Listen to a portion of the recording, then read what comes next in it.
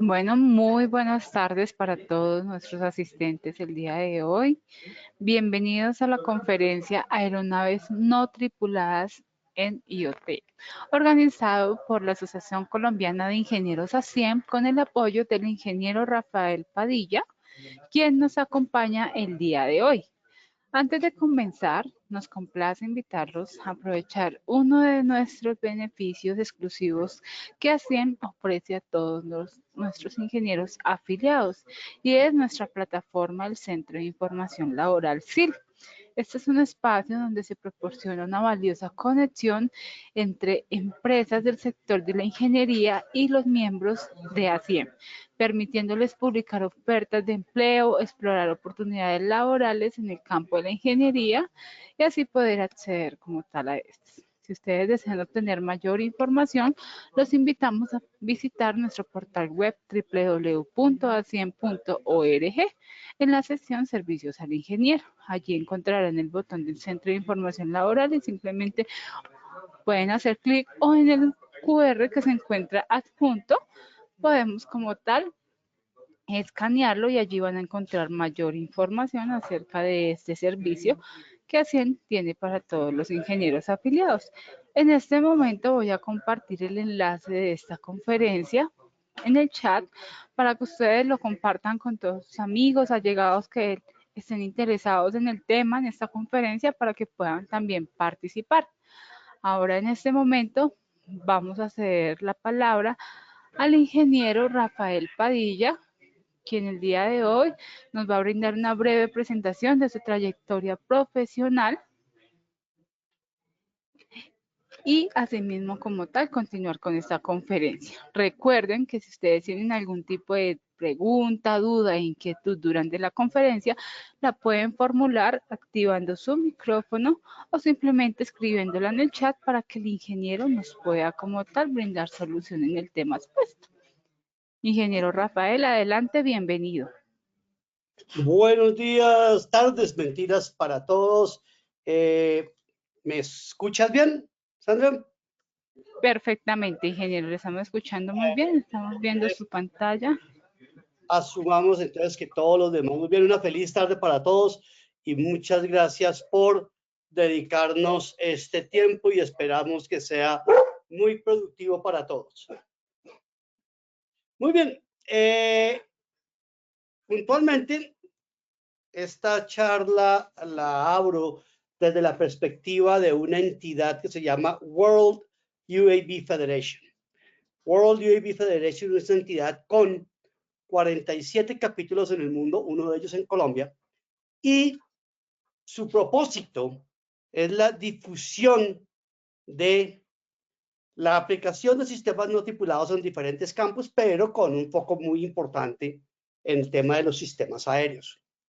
En el tema de los sistemas aéreos, tal vez es donde en este momento a nivel mundial se genera el mayor interés. Sin embargo, hay muchas aplicaciones terrestres y acuáticas que también son de muy alto valor. Bien, veamos el escenario de nuestro país.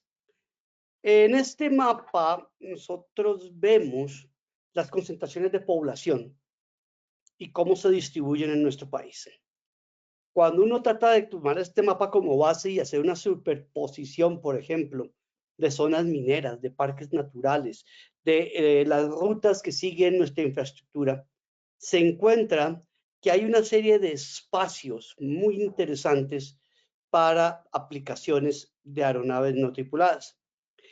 En el caso puntual de este tipo de tecnologías, o sea, separándonos un poco de terrestres y aéreos, en general en el mundo, aunque hay varias excepciones, podemos hablar de una serie de categorías. Entonces, esas categorías que ustedes ven en el recuadro de más abajo son las que típicamente están asociadas con el tipo de aeronave. Y típicamente van de más pequeño a más grande. La razón detrás de todo esto tiene muchísimo que ver con una validación que se hizo hace muchos años que trataba de hacer digamos, una inferencia de lo que podría ser el daño causado de una aeronave cayendo a tierra, volando en vuelo crucero y a velocidad de crucero. Entonces, el tamaño importa, pero no es el único factor. Y lo segundo que entra en juego es el escenario en donde esa operación se va a realizar. Entonces, tenemos escenarios despoblados, escenarios rurales, semiurbanos, urbanos y escenarios especiales. El ejemplo típico de un escenario especial es una refinería o un puerto, donde ahí además hay una serie de consideraciones muy especiales. Por ejemplo, uno pensaría que una de las condiciones específicas para volar en un escenario de petróleo y gas es un dispositivo intrínsecamente seguro. Sin embargo, no es la única forma de hacerlo. Bien, en nuestro país, ¿qué ha pasado? Hace muchos años, en el 2015, ya vamos a completar 10 años ahora, se emitió la primera norma respecto a aeronaves no tripuladas, que es la circular reglamentaria número 02 del año 2015. Esa tuvo todas las polémicas del mundo, porque en su momento era restrictiva. Luego viene el RAC 91, el apéndice 13 del RAC 91 para ser muy exactos, y aquí ya empezaban a hacerse espacios muy específicos para las aeronaves no tripuladas de uso comercial. Y aquí hay la primera separación importante entre las aplicaciones recreativas y las que son comerciales y profesionales. Y finalmente, hoy en día y desde hace un año, tenemos el RAC 100. Entonces, miren cómo pasamos de una circular a un apéndice a un RAC. ¿Qué es RAC? Es la sigla de Reglamento Aeronáutico Colombiano. La norma aeronáutica en nuestro país, en su conjunto, está compuesta por una serie de racks y cada rack tiene un, digamos, segmento de aplicación muy puntual. Entonces, hay rack 5 que tiene que ver con temas de seguridad en tierra, hay rack 13 que tiene que ver con temas de seguridad de los procesos de certificación de personas que interactúan en el tema aeronáutico y así sucesivamente para no meternos en ello porque es muy largo. Y el RAC 100, entonces ya nos establece específicamente lo que podemos hacer desde el punto de vista de aeronaves no tripuladas. Lo primero más importante, nos parte el escenario en 3 categorías. Categoría abierta. Categoría abierta es la que típicamente estaría referida a una persona que está utilizando una aeronave no tripulada de manera recreativa. Sin embargo, vean lo curioso. Si yo hago una filmación mientras estoy montando bicicleta en la Valvanera y subo ese video a YouTube, lo monetizo en YouTube, automáticamente entro en categoría específica. Y tendría que haber pedido permiso, haber hecho plan de vuelo, habérselo presentado a la hora civil previamente y todo lo demás. ¿Sí? Ya eso nos define qué es categoría específica. Categoría específica es todo aquello que entra dentro de una aplicación comercial. En esa categoría específica entran temas desde sistemas muy pequeños hasta aparatos de 250 kilogramos de peso máximo de despegue, que ya es un tema bien interesante desde el punto de vista de muchas aplicaciones. Y finalmente entramos en lo que se llama categoría certificada. En la categoría certificada todavía hay unos procesos en curso porque lo que es diferente es que eventualmente cualquiera que esté trabajando en esa categoría va a requerir un certificado de aeronavegabilidad. Es decir, esto ya va a estar embebido directamente en las normas que aplican para la aviación tripulada. ¿Qué vamos a encontrarnos aquí de primera mano? Una cosa que se llama Urban Air Mobility. Es decir, pronto, aunque ya ha habido aquí un par de demostraciones, en esta categoría entrarán a regularse todos los temas de taxis aéreos y algunos temas de drones de carga que son de tamaño importante. Entonces, 3 categorías y tenemos que trabajar en alguno de todos ellos. Los interesados en trabajar con drones en nuestro país, o sea, los que estamos en categoría específica, nos denominamos de acuerdo a la norma como explotadores. El explotador es o una persona natural o una persona jurídica. La norma, perdón, porque esto no es ley, es una norma aeronáutica, no diferencia.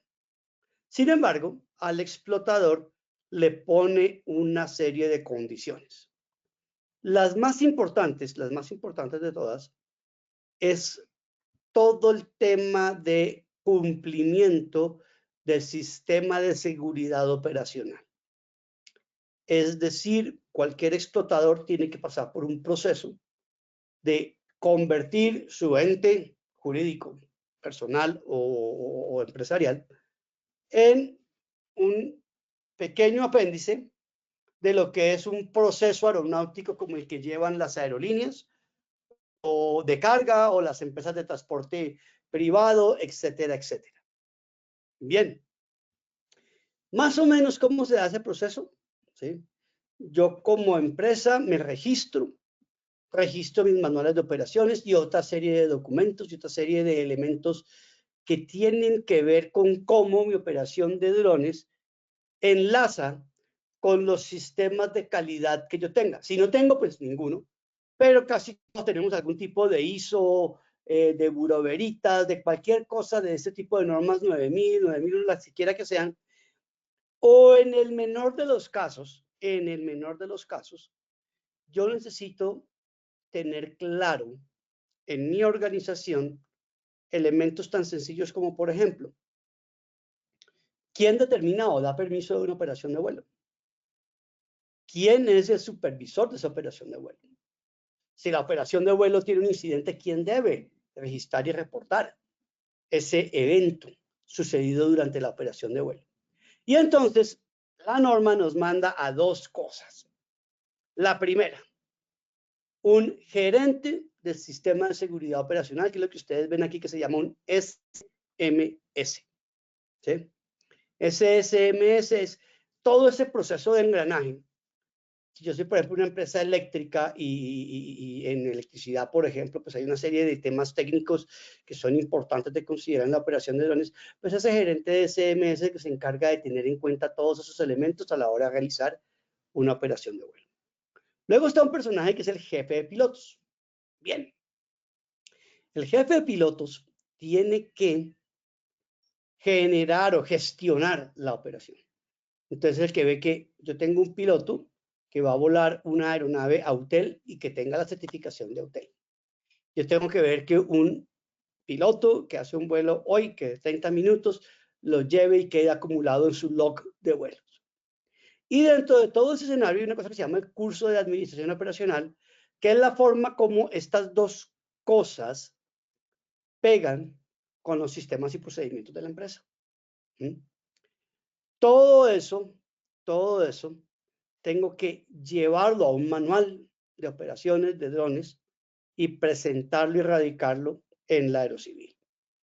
Por otro lado, ¿qué necesito conseguir? Lo primero, operadores que tengan el permiso del aerocivil. Hoy en día, en nuestro país no existe una licencia como tal. Tenemos una cosa que se llama el certificado de idoneidad. Ese certificado de idoneidad consta de dos partes. La primera es un curso. Ese curso se hace en una serie de escuelas aeronáuticas autorizadas. Y la otra parte de eso es un examen que se toma directamente en la página web de la Aerocivil en unas fechas y digamos que con unos cupos específicos que ellos abren. Y ellos eventualmente también hacen este examen de tipo presencial en algunos sitios. Hace una semana estuvieron haciendo uno en el Valle del Cauca, en Cali. Bien, eso me deja en el partidor, pero con el elemento básico. La norma nos habla de 9 tipos de operaciones distintas. Entonces, yo empiezo a hacer certificaciones adicionales para cada una de esas operaciones. Lo más común es la de Beyond Visual Line of Sight. Es la operación, es la certificación para volar más allá de alcance visual, que desde el punto de vista de la norma son 750 metros. Bien, esa es como la más interesante, la que comercialmente también tiene mayor proyección. Pero, por ejemplo, hay unos temas para agricultura, hay unos temas para delivery, hay unos temas para, por ejemplo, enjambres de drones y otras por el estilo. Entonces, lo primero que como empresa debo yo, o como empresa o como persona natural, que quiero ser explotador en el sector, en el mercado de aeronaves no tripuladas, es dar cumplimiento a todo esto y radicarlo en la aerocivil, esperar a que nos den todas sus preguntas, objeciones o lo que sea, y ya con eso puedo empezar a operar. Muy bien. Entonces, el RAC 100 nos da una serie de definiciones, nos da un marco legal, nos indica, como ustedes vieron, dónde puedo volar hasta 25 kilos, dónde puedo volar más allá de 25 kilos. Todo este escenario está relativamente homogenizado, un poco con el escenario de vuelo de la FAA y un poco con el escenario europeo, que es el que ustedes ven aquí en el recuadro amarillo que dice EASA. Puntualmente, creo que la influencia que tuvo EASA en nuestra norma, o que adoptamos más cosas de la EASA que de la misma FAA, que es el Federal Aeronautics Administration. Entonces, creo que adoptamos más cosas de Europa que de Estados Unidos. Ya después, el proceso específico de la aeronave implica, primero, yo tengo que registrar mi aeronave en la Aerocivil. Entonces yo a la Aerocivil le digo, mire señores, yo explotador, Rafael Padilla, ya presenté mis papeles y todo lo demás, voy a volar una aeronave Autel Evo 3. Perfecto. Y entonces yo debo entregar la documentación indicada o apropiada de mi Autel Evo 3. Mi Autel Evo 3 debe llevar en su cuerpo, en algún punto visible, una plaquita marcada que me identifique como explotador. Ahí debe decir Rafael Padilla, cédula tal, o el nombre de la empresa, número tal. El teléfono, un correo para poderlo identificar. Esa plaquita tiene que estar pegada en el cuerpo del dron. Y finalmente, ya casi vamos a estar listos para volar. Todavía no. Ya casi vamos a estar listos para volar. Todavía no hemos podido salir, no hemos podido despegar. Tengo que ir a una empresa de seguros a que me emitan una póliza de responsabilidad civil extracontractual que me ampare el dron. Esa póliza típicamente dice y circunscribe específicamente el explotador, el operador con su respectivo certificado de idoneidad y la aeronave específica a la cual se refiere. Es decir, que si yo en un momento dado tengo varios pilotos, entonces tengo que hacer un adendo. Pero si tengo varias aeronaves, tengo que hacer un seguro por cada aeronave. Completado este proceso, ya estoy listo. Ahora sí, finalmente, estoy listo para solicitar mi primer permiso de vuelo. ¿Sí? Entonces, mi primer permiso de vuelo puede ser de uno de estos tres tipos. ¿Sí? VLOS quiere decir dentro del alcance visual. Quiere decir que el operador, el que tiene el control, está en todo momento viendo la aeronave. Específicamente se habla de 750 metros, aunque hay aparatos tan pequeños hoy que a 750 metros uno pues no los ve, realmente no los ve. Entonces, esto es un tema de debate, porque además, aparatos muy pequeños de menos de 25 kilos, es más, aparatos muy pequeños como el que mencioné, un Autel Evo 3, fácilmente puede volar 5 y 8 kilómetros, pero es que fácilmente a 500 metros ya no lo veo. Entonces, la cuestión de dónde está el límite de si yo estoy viendo o no viendo la aeronave es todavía un proceso en estudio, tanto por los operadores como por académicos, como por la misma Aerocivil. Luego aquí hay un escenario intermedio. ¿Sí? Este escenario intermedio sigue siendo VLOS o Visual Line of Sight, pero esa E quiere decir extended. En nuestro caso, sería vuelo visual extendido. ¿Qué implica?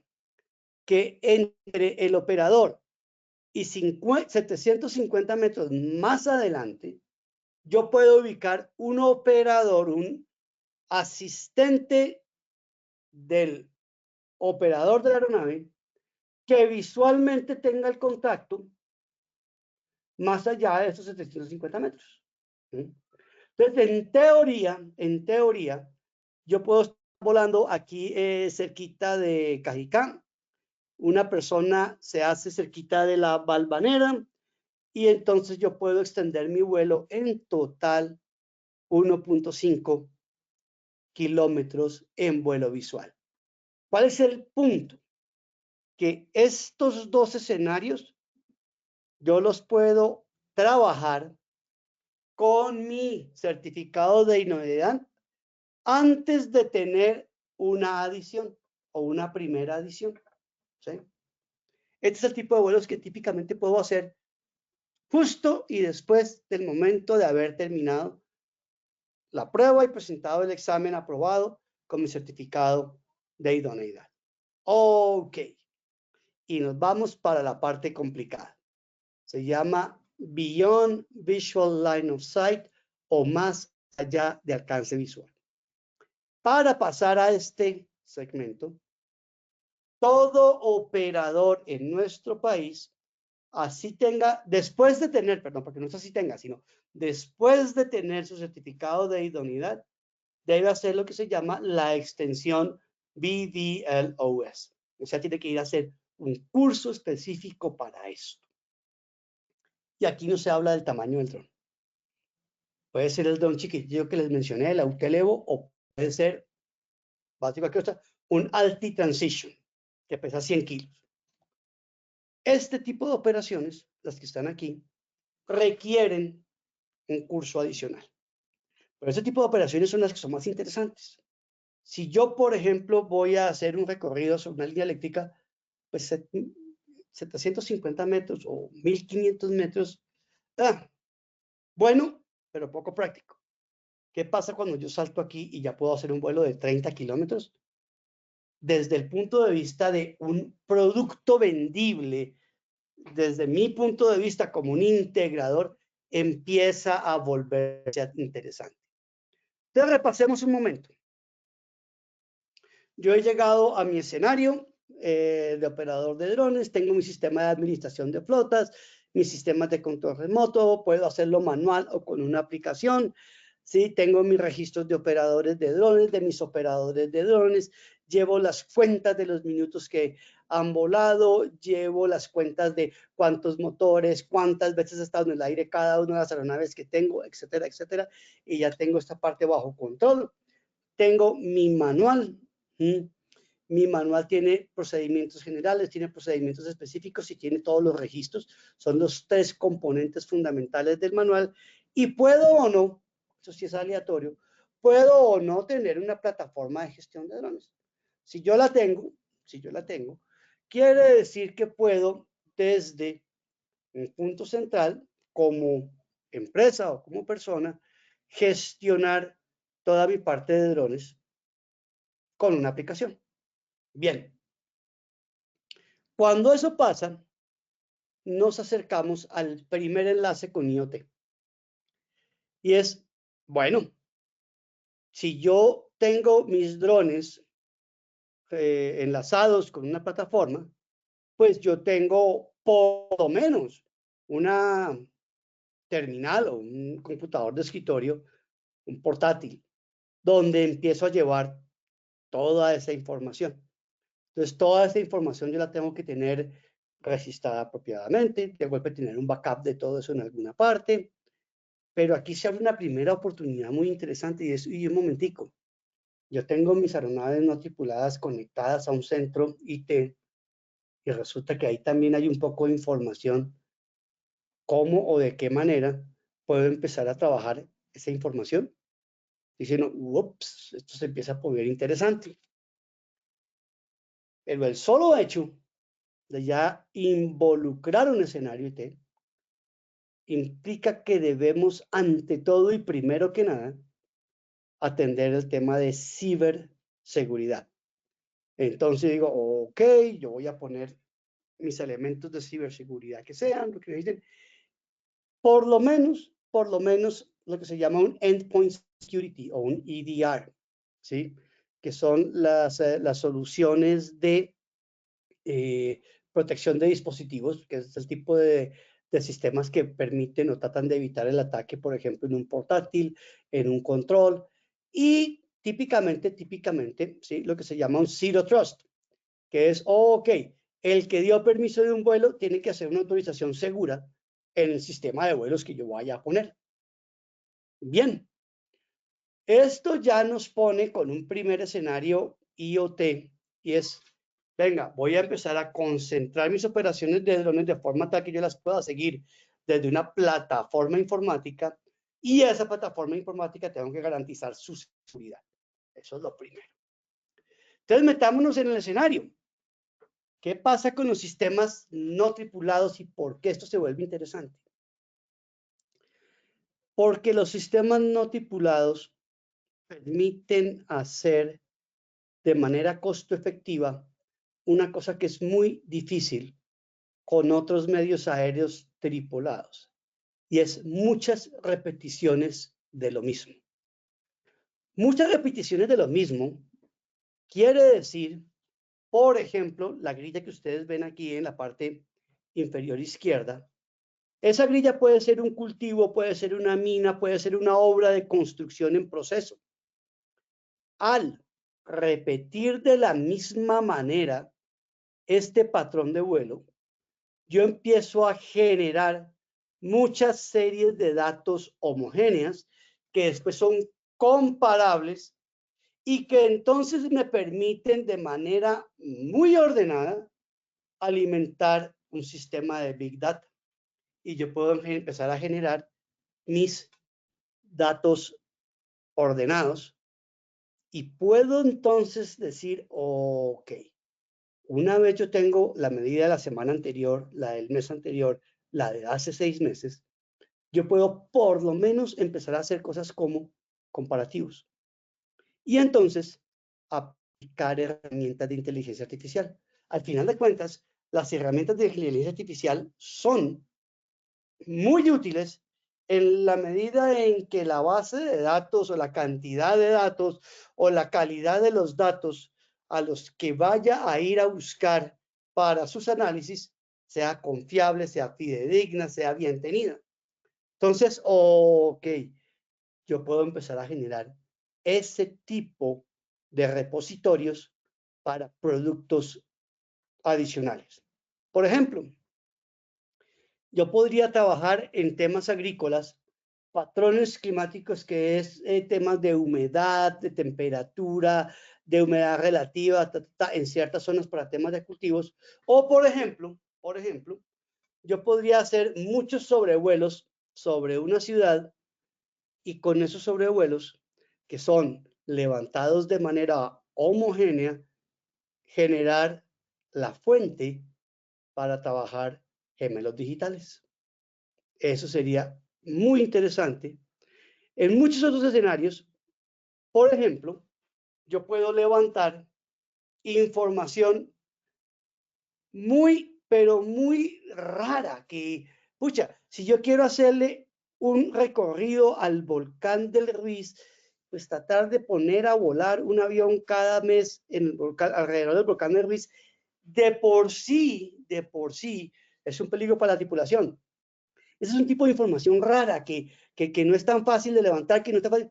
Pues yo puedo tomar una aeronave no tripulada, tipo un M350, que se eleva a 6.000 metros y que me da 12 kilómetros de distancia y hacer una especie de circunvalación alrededor del volcán cada mes y medir, ok, dónde están los lodos, dónde están las lavas, qué ha pasado con los árboles y todo lo demás que yo quiera medir para mantener en control todo el tema volcánico de un escenario como ese. Entonces, fíjense que son situaciones que entonces ahora sí podemos hacer, que se vuelve costo efectiva de hacer y que con los temas tradicionales difícilmente podríamos hacer.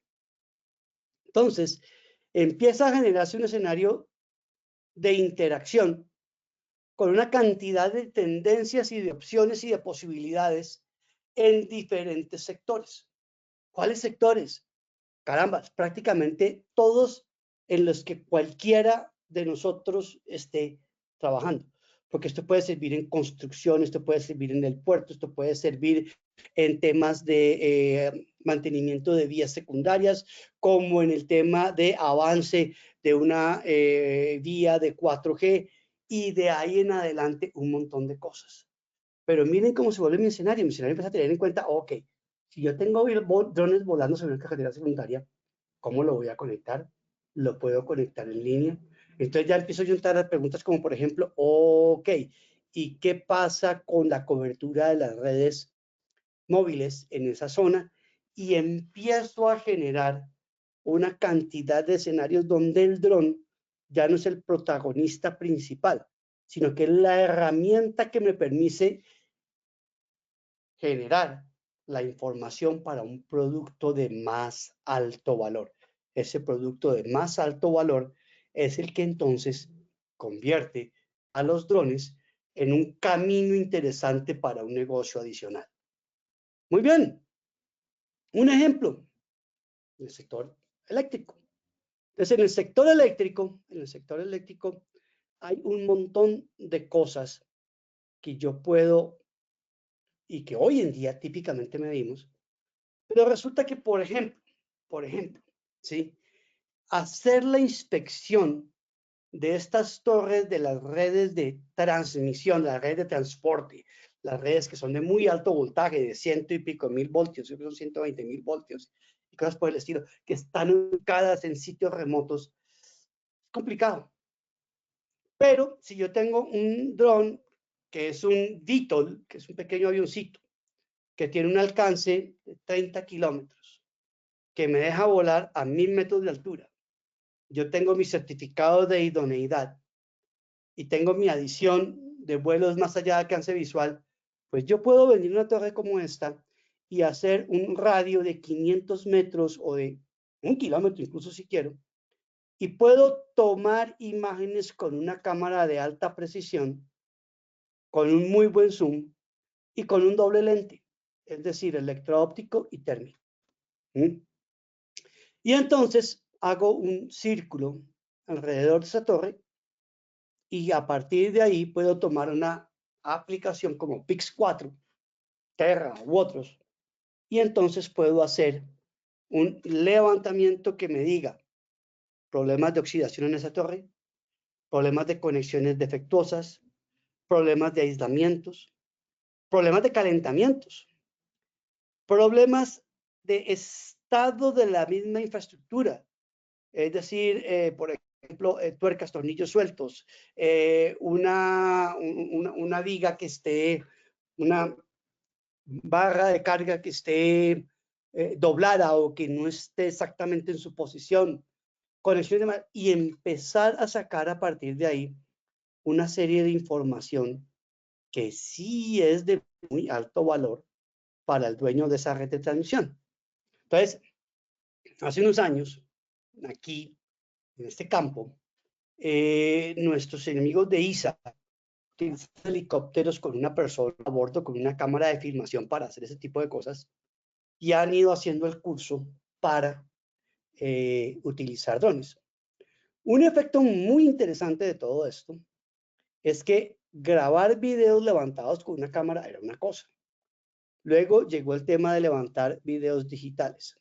Bueno, pero ahora, con una aeronave no tripulada, yo hago un levantamiento de videos y o imágenes en simultáneo y además georreferenciados.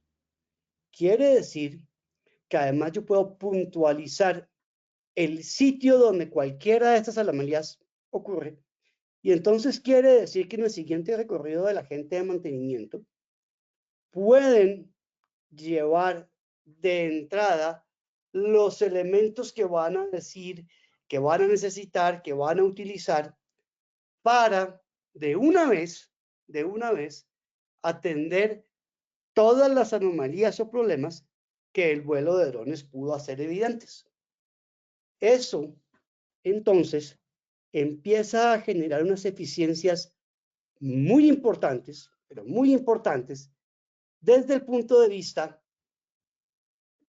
del accionar de mi gente. Pero miren cosas tan sencillas como estas.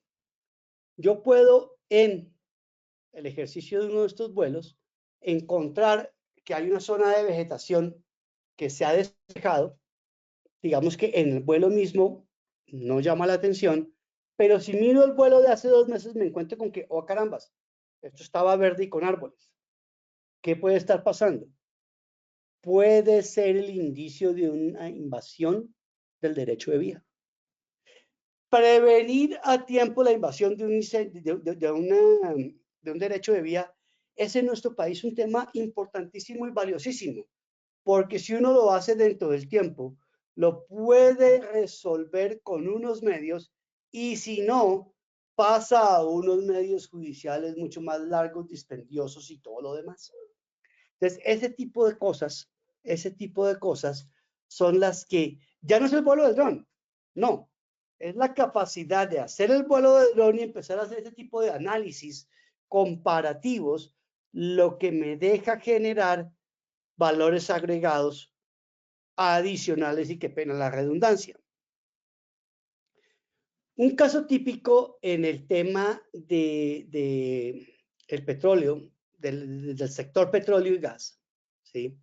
Es que por un lado tenemos, creo que en nuestro país vamos por 8.000 y un poquito, fue la última vez que miré en Zenit, kilómetros de ductos trazados de diferentes tipos, pero además tenemos instalaciones como la que ustedes ven aquí a la izquierda, de golpe si alguien la identifica o la puede ver, ¿sí? Entonces resulta que un tipo de aeronave me aplica perfecto para hacer un sobrevuelo sobre un oleoducto. Ese que ustedes ven aquí es un caso que tuvimos hace un año y es el oleoducto de Recope. Es un oleoducto muy simpático porque en Costa Rica no hay exactamente una explotación de petróleo, pero petróleo pasa de un océano al otro por este oleoducto. Es muy simpático. El costado pacífico del oleoducto es muy simple y sencillo. Entonces era muy fácil utilizar aviones, aeronaves no tripuladas tipo avión, para todo este segmento, hasta un poco más adelante de San José. Pero resulta que el otro segmento, que es donde tal vez hay más población, es el más susceptible a todo tipo de pinchazos y ataques y que van por sacarle cualquier producto al oleoducto, entonces generan fugas, desastres ambientales y un montón de cosas. Este es un segmento del oleoducto que entonces requiere muchos más vuelos de mucho más corto alcance, pero con información mucho más precisa. Entonces, por ejemplo, aquí los temas de termografía para detectar incluso en zonas donde el oleoducto va debajo de tierra, cambios en la temperatura de la superficie que dan indicación de una posible falla en el tubo que estaba por debajo. Magnetómetros se utilizan para muchas cosas, como por ejemplo, en un momento dado, y lo vimos en algún caso, esto no lo hicimos nosotros, poder inferir el estado de bombas y válvulas, ¿sí? Que están en el recorrido del oleoducto. Y de esa manera hacer una cosa que para todos ellos es increíblemente importante: atender a tiempo y prevenir cualquier eventualidad ambiental. Aquí el escenario preventivo por encima de todo es muy, pero muy importante.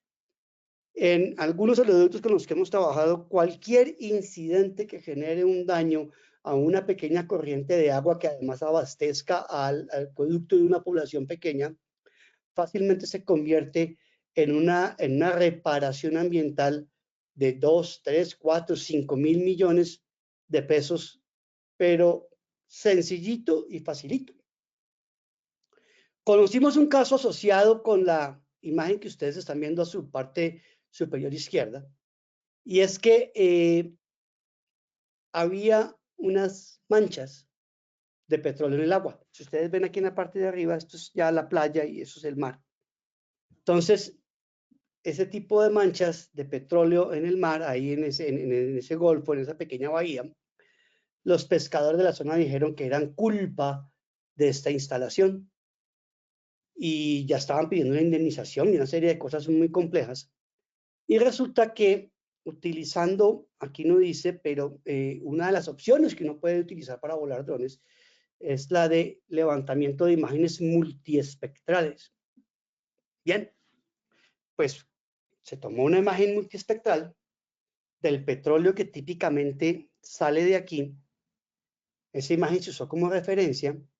Se hicieron sobrevuelos sobre sobre la bahía que estaba ahí.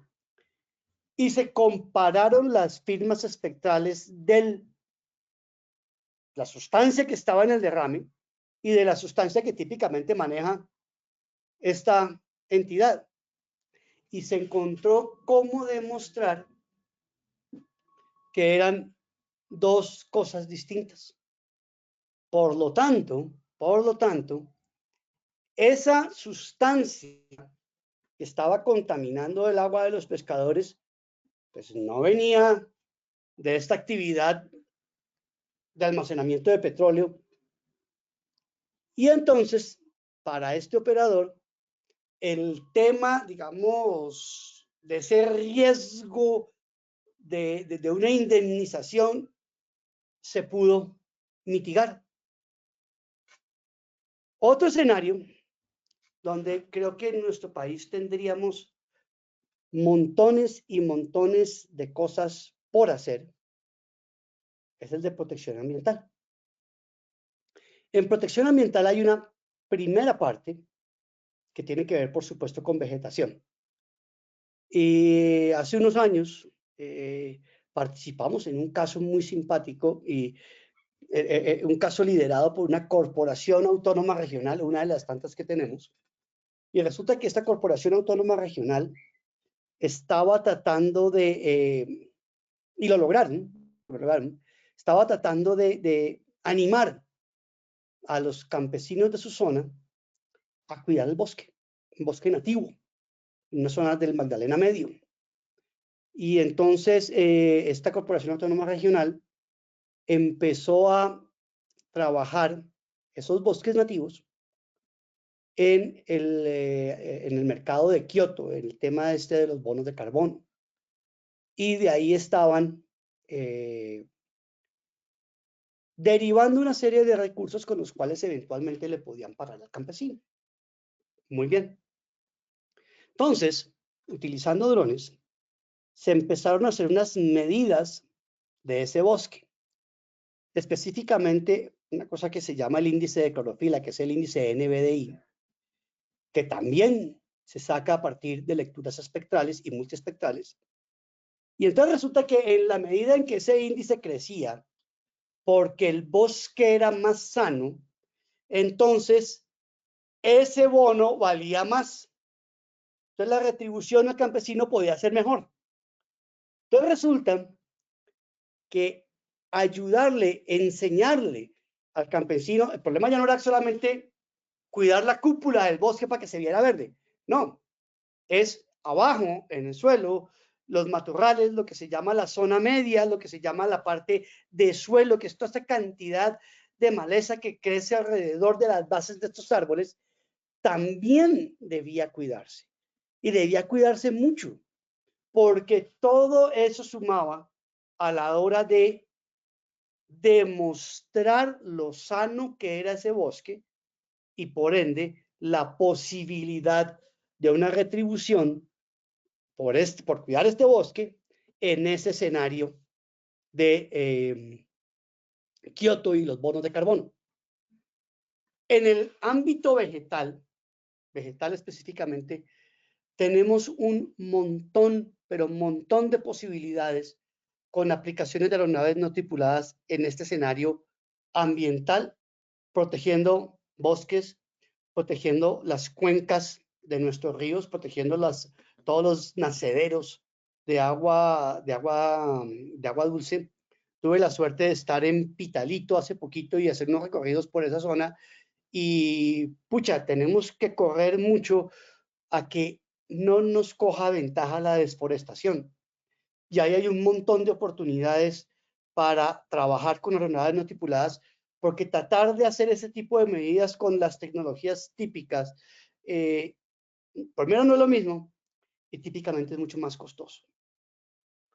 Tuvimos unos escenarios muy interesantes, estos fueron específicamente de los llanos orientales y que tienen que ver con la fotografía que está en la parte más alta de esta imagen, de esta lámina, y era, hombre, cómo tratar o cómo demostrar que las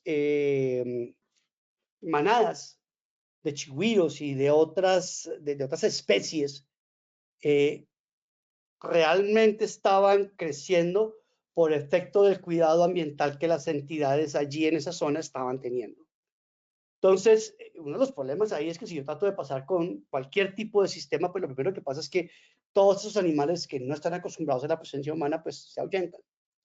Entonces, el uso de aeronaves no tripuladas en vuelos planeados de forma tal que ya no son audibles a nivel de piso, o que si son audibles en un momento dado para este tipo de especies, no se traducen en una amenaza inminente porque están de golpe sintiendo un murmullo o alguna cosa por el estilo.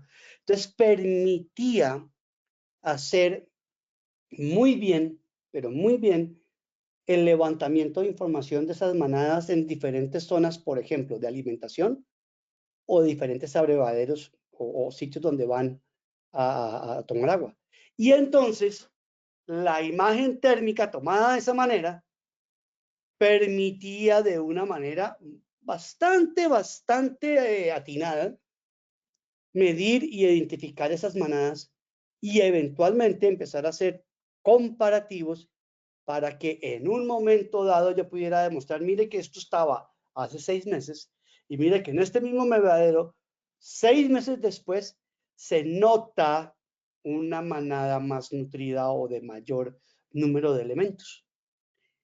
Ahora, uno dice, chévere, esto es en protección ambiental, pero uno de los temas más complicados en nuestro país es el de las licencias ambientales. Y este es uno de los medios que una entidad, una empresa, una corporación cualquiera, escúchenme, puede tener para demostrar que efectivamente está cumpliendo con sus compromisos ambientales. Entidades que hacen, por ejemplo, incluso las entidades que hacen cosas como, por ejemplo, las grandes plantaciones de teca, las plantaciones de palma, las plantaciones de otra serie digamos, de especies vegetales que son de aplicación comercial, pero que tienen que demostrar que su impacto, por ejemplo, sobre una corriente de agua que viene o pasa por su plantío, pues no está siendo afectada ni por químicos, ni por otra serie de cosas, ni por basura, ni por todo esto. Aquí hay una herramienta, pero de muy alto valor, costo efectiva, para poder demostrar ese tipo de bondades y que mi operación está siendo responsable con respecto al medio ambiente. Bien, de las cosas más importantes que eventualmente nos permiten las aeronaves no tripuladas es generar comparaciones en el tiempo, levantando información de manera costo efectiva. Hay diferentes maneras de hacer esto, pero el proceso típico es muy simple, como lo ven aquí en esta descripción.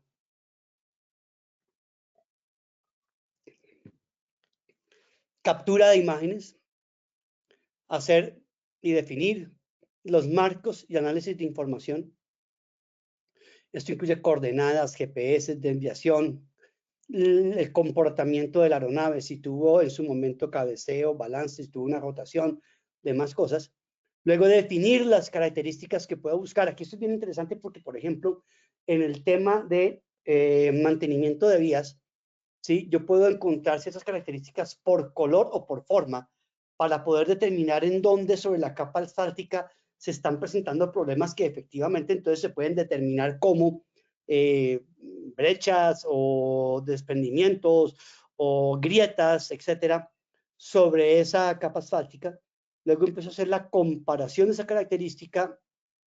Envolver la característica quiere decir cuando yo ya tengo plenamente, y esto ya, miren que esto ya empieza a acercarse al tema de inteligencia artificial, es cuando yo puedo decir, ok, mi característica está definida de tal manera, entonces ya con esa definición puedo entrar a hacer levantamientos de información mucho más grandes si mi característica es confiable para comparar. Estimar tamaño y cantidad del panorama de la imagen. Yo puedo, como está aquí en este lado, ¿sí? Yo puedo hacer imágenes muy amplias. Entonces aquí el tipo de búsqueda es distinta. O por ejemplo esto, que se ve en la parte inferior derecha. Ok, yo puedo hacer de esa característica un escenario ya muy puntual. Lo delimito a la capa asfáltica sobre un vuelo longitudinal que va alrededor no mentiras, específicamente encima o de manera oblicua, porque también podría ser de manera oblicua, sobre el área que voy a manejar. Entonces, estimar ese tamaño y calidad del panorama de la imagen puede ser lo que ustedes ven aquí arriba o lo que ustedes ven aquí abajo. Entonces, y puedo utilizar prácticamente la misma herramienta, que es una aeronave no tripulada con una cámara de muy alta precisión, con un RTK que está sobre el dron, que después corrijo en la oficina, y coger toda esa información y convertirla en algo muy valioso. Entonces, ¿por qué nosotros hablamos de IoT? Porque aquí pueden pasar dos cosas. Mientras hago este vuelo, voy haciendo una transmisión en vivo, en línea, a mi centro de procesamiento y puedo desde mi centro de procesamiento ir directamente evaluando y, por ejemplo, decir, un momento, necesitamos un alto porque acabamos de encontrar algo que en la característica no nos salió y resulta que puede ser que en un momento dado había el punto donde empezaba un puente y hay una diferencia de nivel entre cómo viene la calzada y el punto donde está la junta antes de que empiece el puente. Ok, puedo llegar a ver cosas de ese estilo en un momento dado y si lo estoy haciendo en línea, pues proceder de inmediato. Entonces, este tipo de procesamiento, esto creo que resume de una manera muy especial cómo ya el problema no es el dron, el problema no es volar muy lejos, tengo que hacer todos los procesos anteriores y que hemos hablado anteriormente para llegar aquí, que es cómo y de qué manera defino el producto final que es de alto valor para mi cliente. Y eso es ya IoT, porque incluso todo este procesamiento, toda esta cantidad de cosas, yo las estoy haciendo es en mis servidores, en mi oficina, en una estación remota donde todo esto ocurre, etcétera. Entonces ya mi problema no es solamente que el vuelo se dé, sino que lo pude transmitir en línea porque tuve el ancho de banda para hacerlo, porque tuve la latencia para hacerlo, porque pude generar todo ese streaming a la plataforma de análisis de datos que estoy utilizando y entonces a partir de ahí tuve prácticamente de forma inmediata un producto para vender. Esto, por ejemplo, en el tema agro, empezando por el tema de linderos y tierras, tiene un valor increíble desde el punto de vista de catastro, desde el punto de vista de planeación de cultivos, desde el punto de vista de seguimiento y eficiencia de cultivos y cosas por el estilo. No es el dron, es cómo puedo yo llevar toda esa cantidad de información y hacer la analítica específica de todo ello para convertirlo en un producto muy útil, mucho más allá de una imagen y un video. Entonces, ¿quiénes intervienen en todo este escenario? autoridades, consultores, auditores que hacen cosas como las que nosotros hacemos, los generadores de demanda responsables, aquí están las empresas eléctricas, las empresas de petróleo, las empresas de puertos, etcétera. Entidades de educación continuada, sí. Incluso en nuestro país hay unos temas bien interesantes en academia, como puede ser la Universidad de los Libertadores, la Universidad de San Buenaventura, que están haciendo unos temas que tienen que ver con dones muy interesantes y donde probablemente entremos todos nosotros, operadores idóneos y cumplidores de la norma. Ese que está aquí es digamos que el mensaje final de esta charla y que les agradezco a todos por su tiempo, y es operadores idóneos y cumplidores de la norma en este escenario. Señores, muchas, pero muchas gracias. ¿Alguna pregunta o tema que quieran ustedes compartir? Bueno, en este momento, recuerde que todos tienen su micrófono habilitado. Si desean hacer alguna pregunta, tienen alguna duda, inquietud acerca del tema expuesto, recuerde que lo pueden habilitar. Ahí en este código QR, el que lo quiera tomar, también está el link directo a la página de la Federación. Ingeniero Juan Pablo, ¿tiene la mano levantada? Adelante, ingeniero Juan Pablo. Aló, ingeniero, no lo estamos escuchando.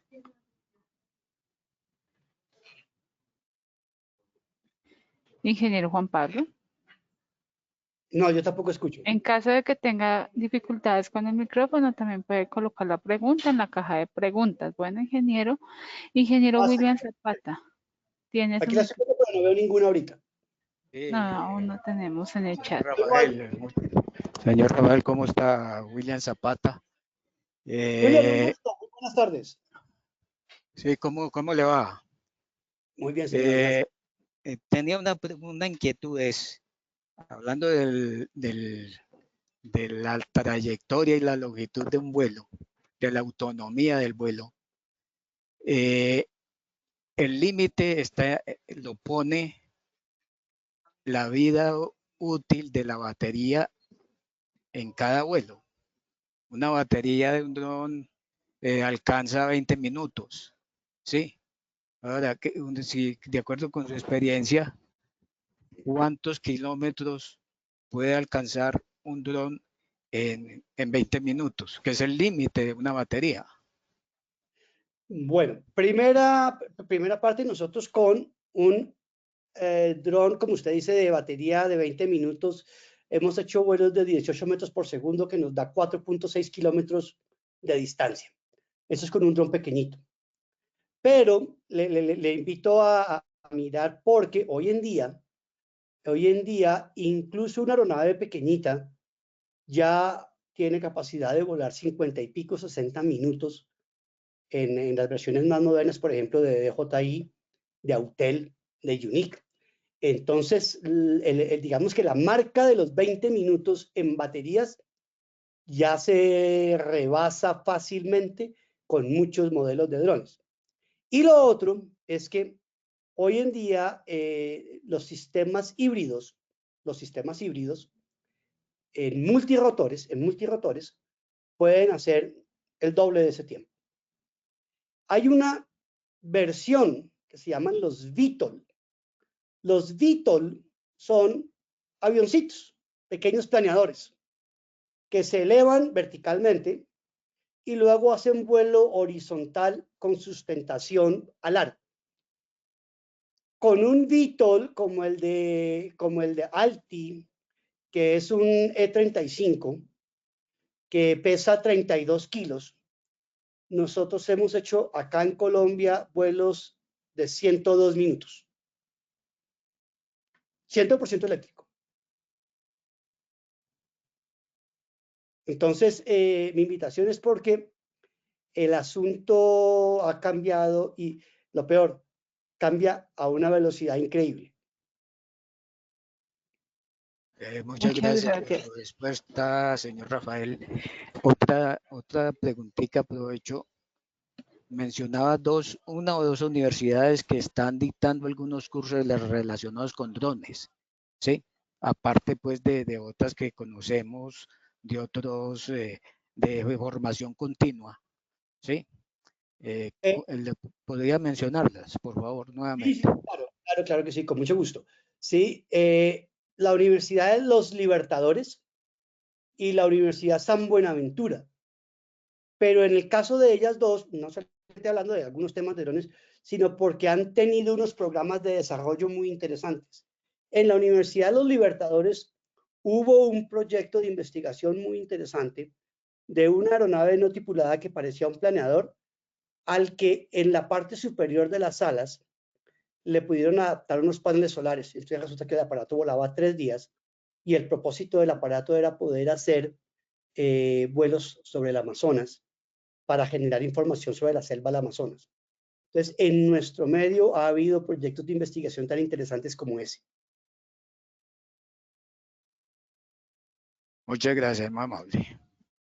Ingeniero Juan Pablo, adelante. Ingeniero Juan Pablo, no lo escuchamos. Ingeniero. Bueno, mientras el ingeniero intenta habilitar su micrófono, en este momento rápidamente, primero queremos invitarlos a la próxima conferencia con el ingeniero Rafael Padilla, que también va a ser un tema muy interesante, que va a ser el día 11 de febrero. Igualmente vamos a estarles compartiendo como tal los enlaces para que ustedes se puedan conectar este día y puedan profundizar la información del día de hoy. También queremos brindarle una cordial invitación a que puedan participar de nuestro espacio de coworking que está en las instalaciones de la Asociación Colombiana de Ingenieros. Quedan todos cordialmente bienvenidos. Ingeniero Juan Pablo, ya puede hablar.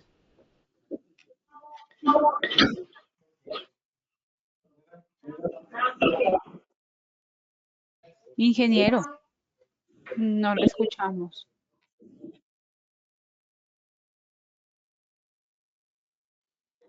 Bueno, ya está a punto de finalizar nuestra conferencia. De igual manera, queremos agradecerles a todos por su participación activa el día de hoy.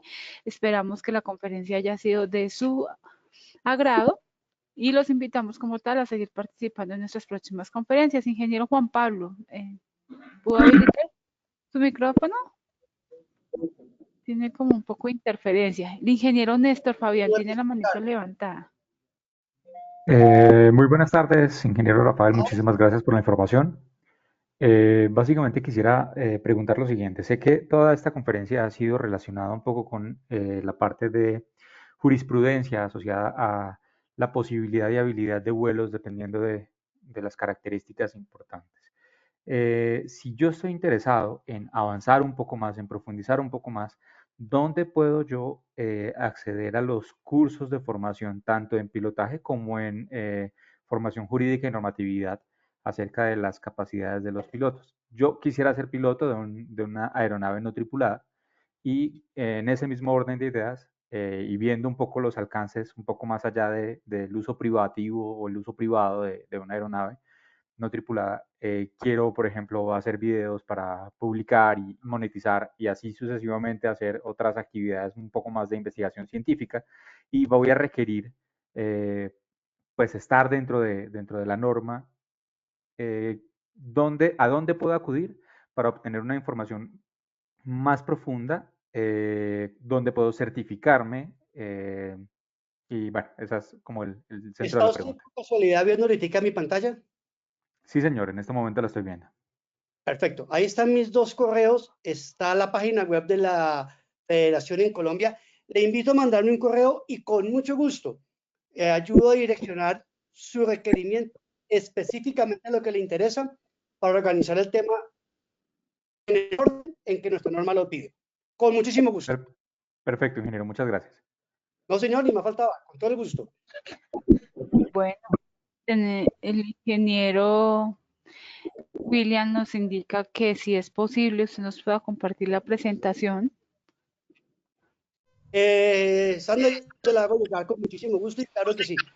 Perfecto, ingeniero. Entonces, Aló. a los ingenieros que deseen obtener la presentación pueden realizar la solicitud a través del correo afiliados@acien.org.co.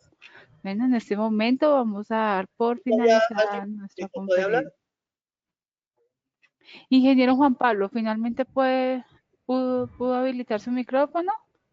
No. No, No, qué pena. definitivamente no. Bueno, a todos los asistentes agradecemos por su Una pregunta para este participación. viejo. Aló, ingeniero. Ingeniero Juan Pablo. No, bueno, en ¿Me este escuchan? momento, sí, señor, Sí, estamos escuchándolo, ingeniero. Mil disculpas, estaba. Tenía dos preguntas muy importantes para el ingeniero. Muy buena su información acerca de los drones. Asimismo, visualizando a futuro el tema de drones en Colombia para el tema normativo de mantenimientos. ¿Cómo se podría, en el tamaño del dron, tendría que buscarse unos espacios mucho más grandes porque pues hablamos de drones más pequeños, pero para fumigación en arroceras, fumigación en espacios más grandes, que sea mucho más viable el uso del dron, economizando obviamente la operación de un piloto y de una aeronave. Entonces, en ese tema, ¿cómo se está regulando, ingeniero? Muchas gracias. sí, señor. El RAC 100 dentro de las operaciones específicas trae una parte dedicado específicamente a esa parte, la aplicación de drones agrícolas, y trae unas condiciones específicas para ello. Entre otras, esa parte de las condiciones que le pone a esta actividad es que haya una relación entre el operador y el cultivador. Hay todavía un pequeño detalle, porque dice cultivador, se refiere al cultivador, pero no dice si es el dueño de la tierra o el dueño del cultivo, que no necesariamente es el mismo. Y entonces, en su manual operacional, tiene que describir por completo el proceso de mantenimiento de las aeronaves que se usan para aspersión. El tema es que las aeronaves que se usan para aspersión tienen unos tanques, y hoy en día yo puedo trabajar fácilmente con tanques de 20 y 40 litros incluso. En estos días vi uno de 50 litros y eléctrico todavía. Entonces resulta que el mantenimiento y el trabajo del tanque y del dron son una cosa. Sin embargo, en ese escenario, aunque no sea específicamente del aerocivil, hay que tener o considerar unas cosas importantísimas desde el punto de vista ecológico de los efluentes y los lavados de esos tanques. Es lo único raro que toca hacer. Típicamente, el fabricante, por ejemplo, un DJI Agras, un T40, tiene un procedimiento descriptivo y uno prácticamente que tiene que coger ese procedimiento descriptivo y copiarlo para el manual de operaciones que le va a presentar al aerocivil. Y ya con eso con eso cubre la parte específica de la aeronave. El resto es el proceso de las operaciones de vuelo como usted las vaya a hacer. En nuestro país todavía no he visto el primer dron agrícola o de intención agrícola que requiera un proceso de certificado de aeronavegabilidad. Eso seguramente nos va a pasar cuando esté disponible en el mercado una aeronave cuyo peso total de despegue supere los 250 kilos, de que habla la operación específica a la que me refería al comienzo. Ahí seguramente vamos a tener un capítulo adicional, porque ahí seguramente vamos a tener que involucrar una serie de normas ya mucho más aeronáuticas desde el punto de vista de CTM y cosas por el estilo, pero todavía no hemos llegado allá.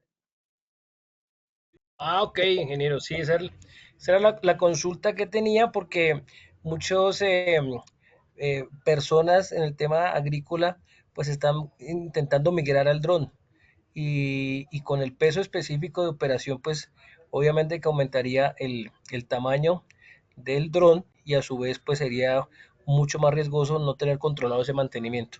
Bueno, ingeniero, muchísimas gracias. Muy amable por su atención. No, señor, ni me faltaba. Con mucho gusto.